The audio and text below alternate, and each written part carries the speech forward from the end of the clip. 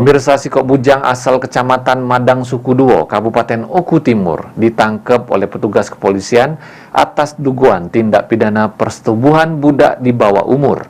Tersangka pun terancam hukuman 15 tahun penjara.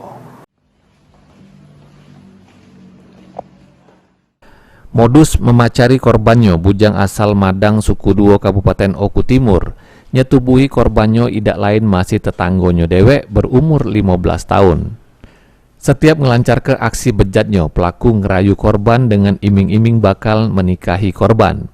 Dari pengakuannya, tersangka sudah melakukan persetubuhan terhadap korbannya sebanyak 7 kali. Terakhir, tersangka menyetubuhi korbannya di sikok kontrakan di Desa Rantau Jaya, Kecamatan Belitang, Madang Raya, Kabupaten Oku Timur.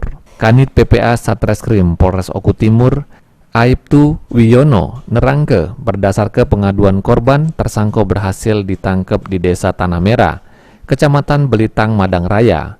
Pelaku dijerat dengan Undang-Undang Perlindungan Anak dengan ancaman hukuman 15 tahun penjara. Kita lakukan penangkapan berhubungan dengan laporan polisi bahwasannya tindak pidana menyetubuhi anak di bawah umur. Modus operandinya seperti apa dia?